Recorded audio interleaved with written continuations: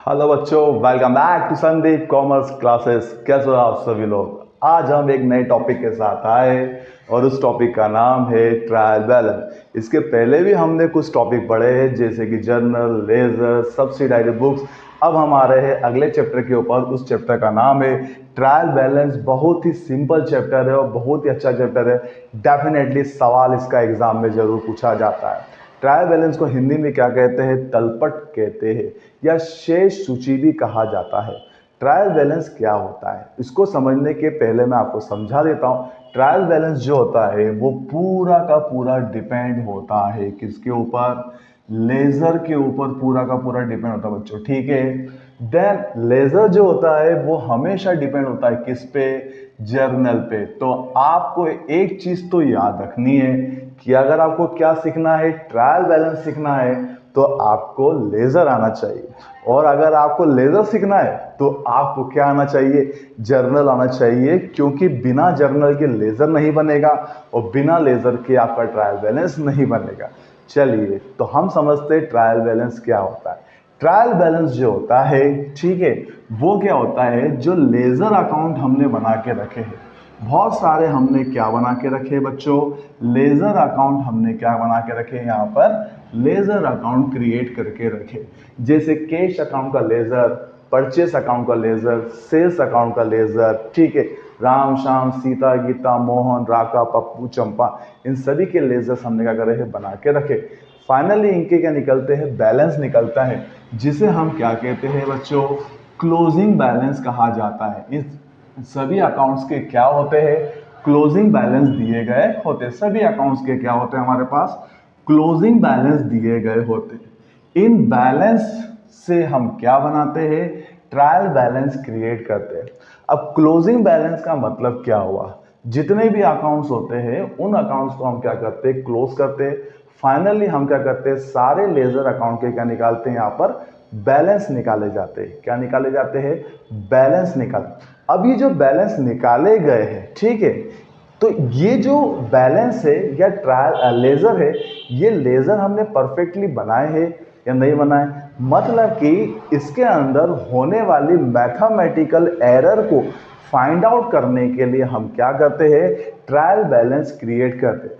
क्योंकि trial balance के ऊपर क्या डिपेंड करते हैं? ट्रायल बैलेंस के ऊपर आपके फाइनल अकाउंट डिपेंड करते हैं। अगर फाइनल अकाउंट का आंसर आपको करेक्ट चाहिए तो आपको ये पता होना चाहिए कि आपने शुरुआत में जो भी अकाउंट्स बना के रखे हैं वो अकाउंट परफेक्टली सही है कि नहीं।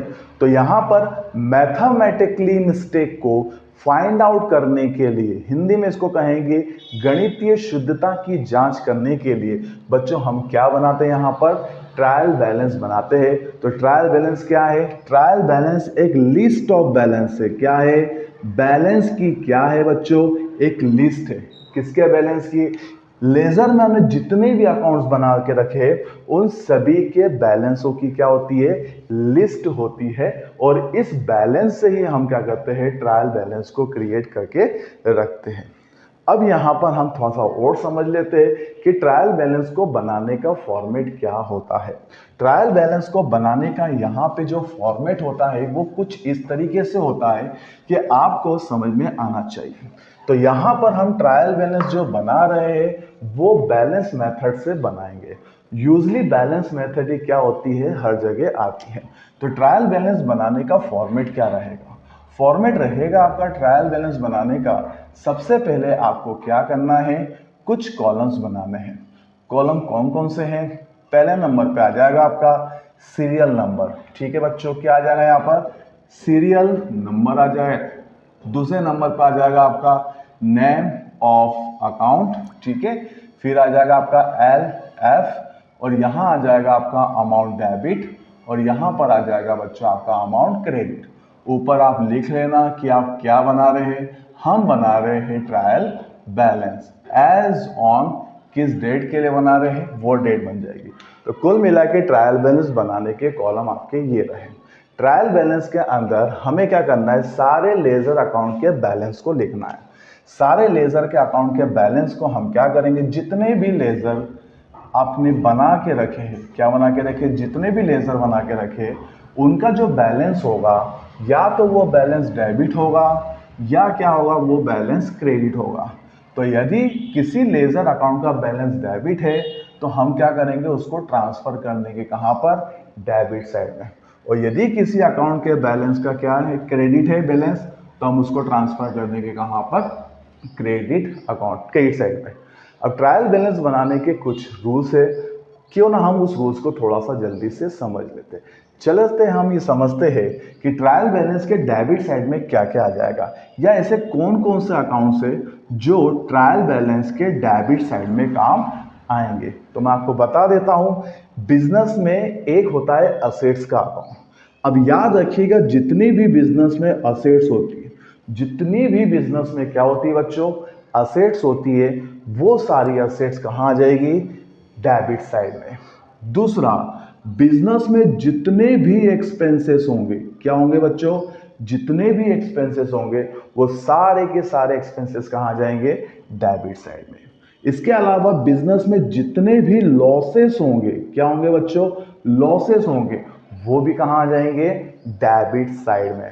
तो ट्रायल बैलेंस के डेबिट साइड में क्या क्या मिल जाएगा बच्चों आपको, ट्रायल बैलेंस के डेबिट साइड में आपको सारी असेट्स के बैलेंस, सारे एक्सपेंसेस के बैलेंस और सारे लॉसेस के बैलेंस को हमें कहाँ लिखना है, डेबिट साइड में लिखना है। तो सर क्रेडिट साइड में क्या क्या आ जाएगा, तो नोट डाउन कर लेना क्रेडिट साइड में आने वाली चीजों के नाम। तो क्रेडिट साइड में सबसे पहले यहाँ पर बिजनेस की जितनी भी लाइबिलिटीज होगी, क्या होगी बच्चों, जितनी भी लाइबिलिटीज होगी वो सारी की सारी लाइबिलिटीज कहाँ आ जाएगी, क्रेडिट साइड में। बिजनेस में बहुत सारी इनकम होती है, जैसे कमीशन रिसीव, डिस्काउंट रिसीव, ठीक है, इंटरेस्ट रिसीव, इनकम। अगर बिजनेस में अगर इनकम हो रही है तो सारी इनकम को हम कहाँ लिख देंगे, क्रेडिट साइड में। और होने वाले जितने भी गेन है या जितने भी प्रॉफिट्स है, उन सभी प्रॉफिट्स को बच्चों हम कहाँ लिखेंगे, इस अकाउंट के क्रेडिट साइड में लिख देंगे। तो डेबिट साइड में क्या आ जाएगा, डेबिट साइड में assets, expenses, losses, and credit side में क्या क्या आ जाएगा, लायबिलिटीज, इनकम एंड गेन। कुछ परसेप्शन है कि भैया इसमें क्लोजिंग स्टॉक लिखेंगे कि नहीं लिखेंगे, तो याद रखिएगा इसके अंदर ओपनिंग स्टॉक जो होता हैगा वो डेफिनेटली कहाँ आएगा, हमेशा डेबिट साइड में आएगा।